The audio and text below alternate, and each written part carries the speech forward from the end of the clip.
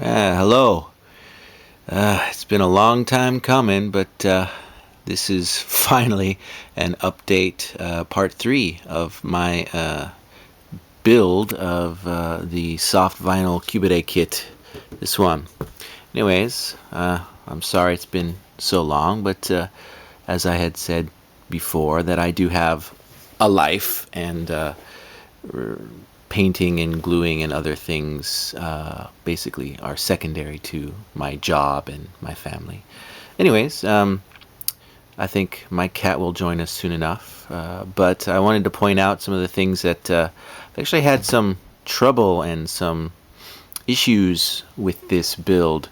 There's my cat. And I thought I would mention some of the interesting challenges that this soft vinyl model kit has been posing to me, and some ways that I've been trying to solve them. And I admit I've been flummoxed a little bit on some of the things, and I've actually had to go out and purchase some extra things that have not been part of the Wave kit itself. This is actually not Wave at all. This is Kotobukiya. It's sort of a joint set and a couple of polycaps as well, in case you are needing some extra polycaps. Well, let me start off with the reason why I actually had to purchase this joint set. It's the heel. This is an example of one of the heels. This goes, of course, the back of the foot. Now, what I want to point out to you is the the construction of this foot is really quite confusing on how actually the heel attaches to this foot. It's supposed to attach with this tiny little, sorry about the quality of the camera, I'm sorry you can't really see very clearly, but there's tiny little peg right here that somehow is supposed to fit into the heel on one of the edges, and it's just, in my opinion, it's just moronic. There's just really no solid way that it's gonna fit. You glue it on there, and it's kind of just sitting there on, like, about 2 or 3 millimeters worth of plastic. It's just not going to stay. So what I decided to do is I'm going to add this ball joint. It looks kind of odd, but don't worry, you don't actually see it because it's hidden by the the ankle skirts, or whatever you want to call these. The ball, or the pocket of the ball will be, I'm going to somehow attach it to here, and then the ball will of course fit into there, and hopefully it will sit. Well, it's a bad demonstration, but the idea is that I'm hoping that it will sit inside the joint and still have some movement, which actually would not have been part of the original model kit, but I wanted to get some movement, and I wanted to have actually some sort of attachment, so it actually worked better than the original. I don't know how it's going to work out, but I'm going to try. So that was one of the major problems I've had with this build. Another is the actual instruction manual is got a few errors. One of the major errors is this tiny little thing that you can see that there is a polycap inside of it. This would be attached to the sort of the leg joint.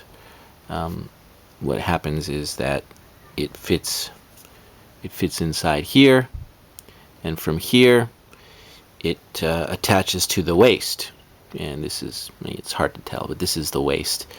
You can see these big prongs right here. They obviously fit inside the polycap, but the instruction manual had given the wrong polycap size, much smaller than this one.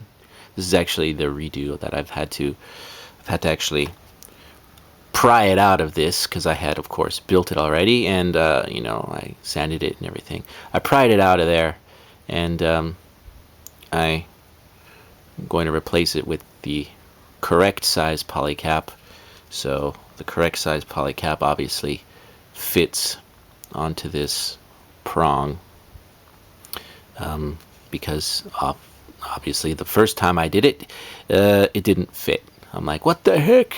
You know, I guess it's something you should check, but that was far down the line on the instruction manual of when you actually attach the legs to the waist. That was actually the final construction of the Qubeley. So I didn't really have a chance to check it, and once I finally did get a chance to check it, well, it was off. Another thing, yeah, this looks like, oh my god, a terrible paint job. No, actually, I'm not painting. This is just what happens after you sand from the surfacer. You can see like these little white dots. Actually, that's a good thing. Those things are covering up scratches and little dents and stuff like that. So when I do eventually get to paint this a solid white, it should be nice and smooth. Yeah, I haven't gotten into solid white yet. This looks like I've painted it white, but actually this is still just surfaced without sanding yet. So I still need to sand this off a little bit and make it smooth. What I have painted, and I'm pretty happy about, here, let me just move my little tree. Most of these should be dry because it's done by airbrush. Let me see if I can get this off with just my, no, I can't. One hand just doesn't work very well. All right. Sweet. Airbrush is just awesome. Now this is, I don't know if the color's coming through with the camera, but this is violet or purple, if you will. Metallic. I added some steel into a purple paint and made it darker. And oh, I just think this is just a sweet color. It attaches to this as part of the waist. Like I said, I haven't gotten into white yet, but I've gotten at least the interior of the binders. You've got an area where the I don't know, the jets or whatever you want to call them, boosters or whatever, where they will be sticking. Yeah, you can see the exterior is still that sort of sanded area where I put the surfacer. But this is a darker gray. I actually added another bit of metallic to it, so it's got a kind of a glossy thing. So I'm happy about that. So interior is done, the exterior is not yet. So I'll get to that once I get white. Another problem I had, how can I explain this? These are the side skirts of the Qubeley. Again, it's not white paint, that's just surfacer. The side skirts don't actually have bolts. These are bolts. The bolts are something I picked up from Kotobukiya as well, sort of a bolt set. You can see all sorts of funky bolts and stuff of that nature. Anyways, the reason why I put bolts on the side skirt is because of the way that it attaches. Let me see. This is painted gray, sort of metallic gray. You can see it's sort of glossy. But the side skirt's attached to these two prongs here. The problem is the prongs are quite long and the plastic is quite thin. So what happens is, as I had to manually drill holes, those prongs stick out. It just looks horrible. So what I'm going to end up doing, instead of putting putty over here and just sort of masking where those holes would have been drilled from here, I decided to put bolts. Why not putty? Well, that's another issue. Putty hardens, and it hardens for hard plastic. Remember, folks, this is not hard plastic. This is soft vinyl.